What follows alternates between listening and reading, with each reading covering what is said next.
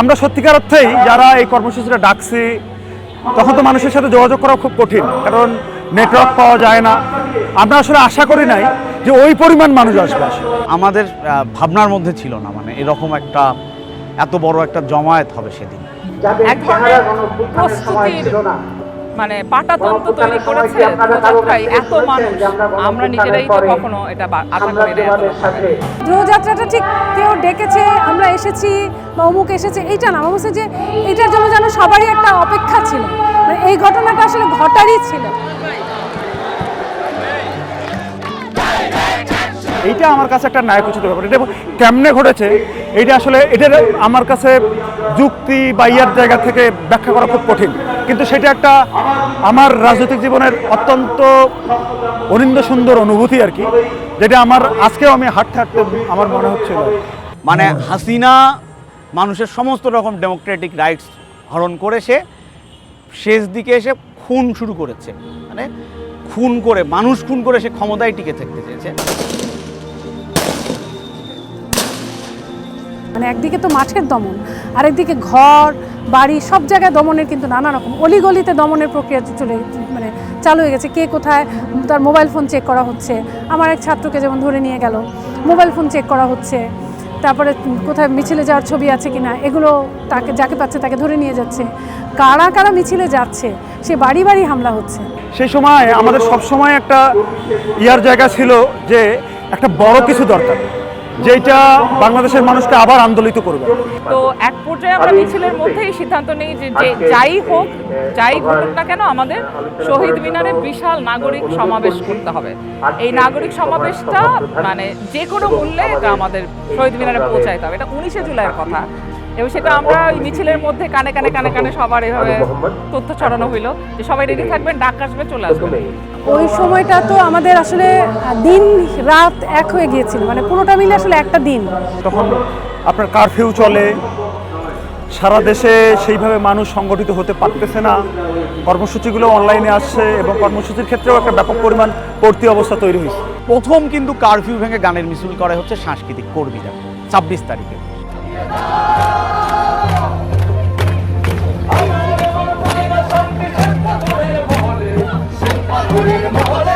কিছু মানুষ একসাথে গান গাচ্ছে, হাঁটতেছে আর কি।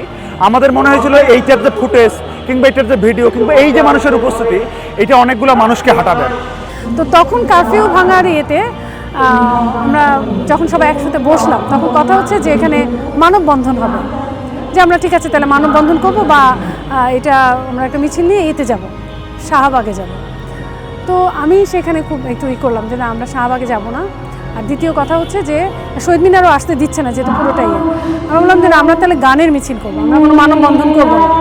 কেন গানের মিছিল করব? তার কারণ হচ্ছে ঠিক তার আগের রাতে আমি দেখলাম যে বিভিন্ন ফুটেজে বারবার করে সরকারের দিক থেকে প্রচার হচ্ছে যে এটা মানে কিছু দাড়ি টুপিওয়ালা মানুষদেরকে দেখিয়ে বোঝানো হচ্ছে ইন্টারন্যাশনালি এবং ন্যাশনালি যে এটা হচ্ছে কিছু জঙ্গি। আপনারা টেলিভিশনে দেখেছেন না ওদের চেহারা, ওদের অ্যাপ্রোচ, ওদের এক্সপ্রেশন, ওদের ড্রেস আপ, কোথাও আপনাদের মনে হয়েছে কোমলমতি ছাত্রছাত্রীরা? পুরো বোঝা যাচ্ছে যে এটা একটা জঙ্গি দল। সেই সময় একটা বড় ধরনের ইয়া যেটা ছিল যে যদি হাসিনার পতন না ঘটে তাহলে এই সমস্ত মানুষের উপর যে পরিস্থিতিটা যাবে, আমরা 17 বছর ধরে তো দেখছি আসলে কীরকম যায়, সেইটার অবস্থাটা কী হবে সেটা কিন্তু তখন কল্পনা করা যাচ্ছিল না।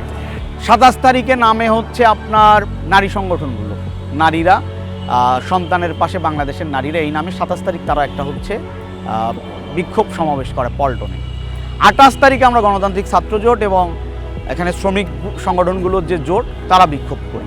আপনাদের নিশ্চয়ই মনে আছে যে 31 তারিখেও শিক্ষক নেটওয়ার্কের একটা প্রোগ্রাম ছিল, 1 তারিখেও ওই যে March for remembering our heroes, remembering our হিরোজে আমরা ঢুকতে গিয়ে দেখলাম কিছুতে ক্যাম্পাসে ঢুকতে দিচ্ছে না। সেদিন হচ্ছে ওই যে আমার ওই ভিডিওটা ভাইরাল হয় যে আমি ক্যাম্পাসে ঢোকার আগে অনেক ঝড়াঝাড়ি করতেছিলাম।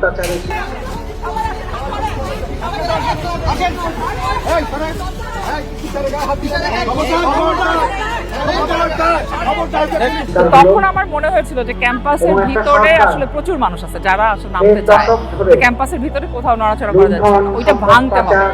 বাংলাদেশের আরও অনেক মানুষ যারা আসলে পথে নামতে চেয়েছিল কিন্তু পথে নামতে পারেনি, তাদের আকাঙ্ক্ষার একটা জায়গা তৈরি হয়েছিল এই সভ্যতাতে।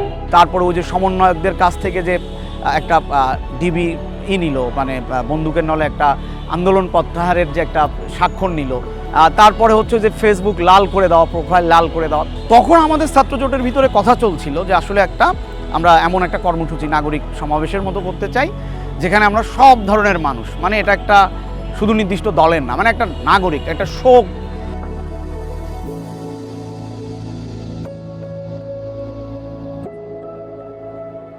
ধরেন থিয়েটার কর্মীদের গ্রুপ, নাগরিকদের গ্রুপ, নারীদের গ্রুপ, তারপরে যে সাংস্কৃতিক সংগঠনের গ্রুপ, এরকম অনেক অনেক ছোট ছোট গ্রুপ ছিল যেটার মধ্যে আমি আবার সদস্য ছিলাম, অভিভাবকদের গ্রুপ, উত্তরার গ্রুপ, নানান রকম গ্রুপ।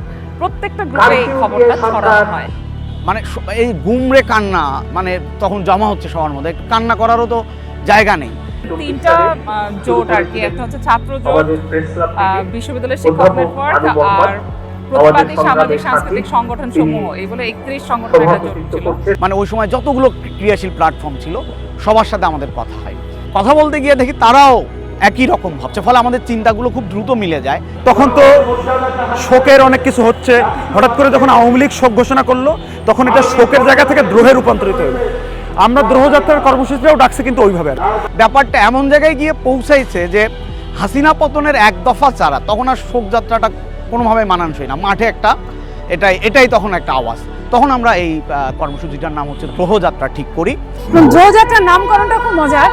সরকার তো ওই সময় নাম দিল শোকযাত্রা, তো পরে পরে আমরা চিন্তা করলাম যে শোকযাত্রা এটা কেমন কথা, শোকযাত্রা তো আসলে সরকার, তাহলে তো সরকারের পারপাস সার্ভ করবে, এবং সরকারের পক্ষ থেকে বারবার করে যে এটা দেশে গান বাজনা যারা করে তারা হচ্ছে আওয়ামী লীগের লোক, কালচার যারা করে, মানে আওয়ামী টেরিটরির ওই সময়টাতে এরকম কিন্তু একটা জনমানুষের মধ্যেও একটা তৈরি করা সহজ হয়েছিল আওয়ামী তোষণজীবীদের কারণে। শুধু রাজনৈতিক মানুষ না, সাধারণ শিক্ষার্থীদের সাথে আওয়ামী ফেসিবাদের যারা তল্পিবাহক প্রত্যেকেরই একটা মারমুখে অবস্থান তৈরি হয়েছে। আমাদের কিন্তু একটা খুব মরণপণ চাওয়া ছিল যে দ্রোহযাত্রাটা আমরা করবই। আমরা হচ্ছে 3টা ভেন্যু ঠিক করেছিলাম। এক হচ্ছে প্রেস ক্লাবের সামনে, 2 প্রেস ক্লাবের সামনে যদি আমরা দাঁড়াতে না পারি তাহলে আমরা পল্টন মোড়েও যদি আমরা দাঁড়াতে না পারি তাহলে সিপিবি অফিসের সামনে থেকে আমরা দ্রোহযাত্রাটা শুরু করব। 3টা ভেন্যুর কথা আমাদের সেট ছিল, এবং জমায়েত করার যদি খুব ডিফিকাল্টিস হয় তাহলে ভবনগুলোর আশেপাশে অবস্থান নিব, এরকম করে ভাবনা ছিল। যে সময় দ্রোহযাত্রার কর্মসূচিটা শুরু হওয়ার কথা আর কি, সেই সময় আমরা এসে দেখি যে পুরা প্রেস ক্লাবে আসলে জায়গা নেই। আর আমাদের কর্মসূচি যে সময় শুরু হওয়ার কথা তার চেয়ে আগাম সময় আমাদের হাঁটা শুরু হয়েছে। এবং আমরা যখন এসে উপস্থিত হয়েছে, আমরা তো 2:30টার সময় এসে উপস্থিত হয়েছে, আমরা কিন্তু আর যেতে পারি নাই, মঞ্চ পর্যন্ত পৌঁছাইতে পারি নাই, এত মানুষ। যারা আমরা পুরো মিছিলটা মেনটেন করার কথা, নিরাপত্তার ক্ষেত্রে যারা আমরা দায়িত্বে ছিলাম আর কি, আমরা আসলে ওই মিছিলের নিরাপত্তা কিংবা ওই মিছিল সাজানো কিংবা দেখা কিংবা দেখভাল করার আসলে ওই পরিমাণ ভলেন্টিয়ার আমাদের ছিল না। তো এখানে আরেকটা মজার ঘটনা হচ্ছে যে আমরা এখানে তো তখন বৃষ্টি হচ্ছিল, আমরা কর্মসূচি ঘোষণা শেষ করছি কিন্তু মানুষ যেতে চাচ্ছে না। এটা একটা আমাদের আরেক ধরনের, মানে মানুষ যাবে না, ঘরে ফিরে যাবে না, ফলে আমাদের আরও ঘণ্টাখানেক স্লোগান বক্তৃতা এটা করতে হয়েছে, যেটা আমাদের পরিকল্পনায় ছিল না।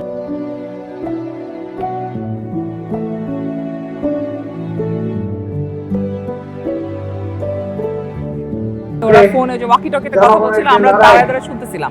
তখন তো আমরা আসলে এত পরিচিত ছিলাম না, কেউ বুঝতো না আর কি। তখন যেটা হয়েছে যে ওরা বলতেছিল যে সামনে থেকে অ্যাটাক করতে, রাজি হয় নাই। তখন একটু পরে আবার নির্দেশ আসে যে পেছন থেকে অ্যাটাক করো। বলছে যে এটা সম্ভব না, বাচ্চারা। তখন আমি বুঝি পুলিশ আসলে চাচ্ছে না। মানে এই অভ্যুত্থানে কিন্তু সব থেকে বেশি শহীদ হয়েছে হচ্ছে শ্রমিকরা, কিন্তু শ্রমিকদের কিন্তু কোনো কথা এই অভ্যুত্থানের পরেও আমরা জানি না। এবং অভ্যুত্থানে যে 294 জন, মানে সব থেকে সংখ্যাগত দিকে কিন্তু শ্রমিকরাই হচ্ছে বেশি শহীদ হয়েছে, সেই আলাপটা কিন্তু দেখছে। শ্রমিকদের একটা বড় মিছিল সেদিন এসেছিল, সেটা আমাদেরকে ভীষণ ভাবিয়েছে। ওই যে মানুষের অংশগ্রহণ, নানা ধরনের, নানান বর্ণের মানুষের, নানান পোশাকের মানুষের অংশগ্রহণ, এবং শহীদ মিনারে আসার পর এত মানুষের মাথা এবং এত মানে পুরো শহীদ মিনার প্রাঙ্গণ যে ভরে দেওয়া, এটা একটা মারাত্মক পরিমাণ হচ্ছে সারপ্রাইজিং, মানে এটা একটা নায়কোচিত ব্যাপার। ওটা ওই পরিমাণ আমরা কল্পনাই করতে পারি নাই, এবং সেই দিন আমাদের মনে হয়েছিল, এবং যেটা আসলেই সেটা হয়েছে আর কি, যে আসলে এক দফা সম্ভব। এটা শুধু একটা নির্দিষ্ট জোট বা দলের একটা ব্যাপার হয়ে থাকেনি। হ্যাঁ, এটা বামপন্থী ছাত্র সংগঠন, সাংস্কৃতিক কর্মী, গণতান্ত্রিক আন্দোলনের নানান অংশ, চলচ্চিত্র নির্মাতা, শিল্পী, চিকিৎসক, এগুলো এনারা ছিলেন, এনাদের এখানে প্রতিনিধিত্ব ছিল। কিন্তু বড় ব্যাপারটা ছিল এটা হচ্ছে সব মানুষের একটা অংশগ্রহণ, যেটা দ্রোহযাত্রাকে একটা অন্যরকম ভাষা দিয়েছে, হাসিনা পতনের জায়গাটাকে ত্বরান্বিত করেছে। একটা ছেলে এরকম একটা গামছা মুখে বাঁধা, শুকনা টিংটিঙা, সে একটা স্প্রে পেইন্টের ক্যান নিয়ে ওই এপিসির উপর উঠে ওই যেখানে ড্রাইভার বসেছিল তার পুরো কাঁচটা লাল করে দিয়েছে। আমি না আমার চোখের সামনে জিনিসটা হইতে দেখলাম, আমার মনে হলো যে এর কি একটু ভয় নাই, একে যদি এখন গুলি করে কি হবে। কিন্তু আমার একবারও মনে হয় নাই যে ওকে আমি মানা করি বা বলি যে তুমি এটা করে না।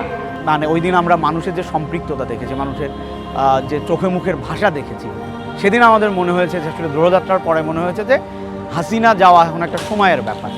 সেই দিন আমরা খুব কনফিডেন্ট হয়েছিলাম যে হাসিনা আসলে পড়বে, এটা কেউ ঠকাইতে পারবে না।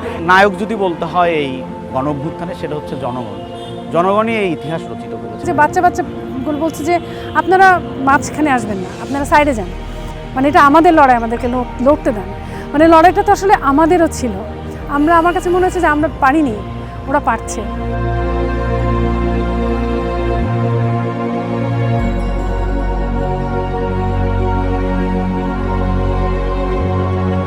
আমি আমার মেয়েকে নিয়ে আসছিলাম এবং আমরা শাড়ি পরে আসছিলাম, লাল শাড়ি। সুতরাং আমাদের মনে হয়েছিল যে এই হাঁটাটা যে আমরা হাঁটছি এইটুকু রাস্তা, এইটা দেখার জন্য মানে বেঁচে থাকার সার্থক। যে একজন রিক্সাওয়ালা যিনি হচ্ছে স্যালুট দিচ্ছেন, এটা হচ্ছে দ্রোহযাত্রার মিছিলটা যখন শুরু হচ্ছে হাইকোর্টের ঠিক সামনে, উনি ওনার রিক্সায় দাঁড়িয়ে আমাদের দ্রোহযাত্রাকে স্যালুট জানাচ্ছেন। অনেকেই অনেকভাবে এটাকে অস্বীকার করতে চায় দ্রোহযাত্রাকে। দ্রোহযাত্রায় কিন্তু সরকার পতনের যে এক দফা, সেটা মানে স্পষ্টভাবে সামনে আনে। তারপরের দিন তো আমরা জানি যে 3 তারিখে হচ্ছে সমন্বয়করা ছাড়া পাওয়ার পরে তারা এসে এখানে অসহযোগের ঘোষণা দেয়। আলটিমেটলি 5 তারিখে হাসিনার পতন ঘটে।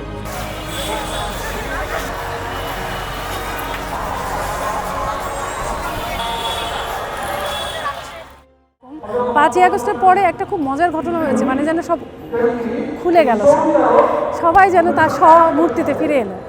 তো আমাদের আশা ছিল যে হাসিনা যেভাবে মানুষের বাক স্বাধীনতা হরণ করেছে, মানুষের নানান গণতান্ত্রিক অধিকার হরণ করেছে, আমরা ভেবেছিলাম যে অভ্যুত্থান পরবর্তী বাংলাদেশে একটা গণতান্ত্রিক পরিবেশ তৈরি হবে।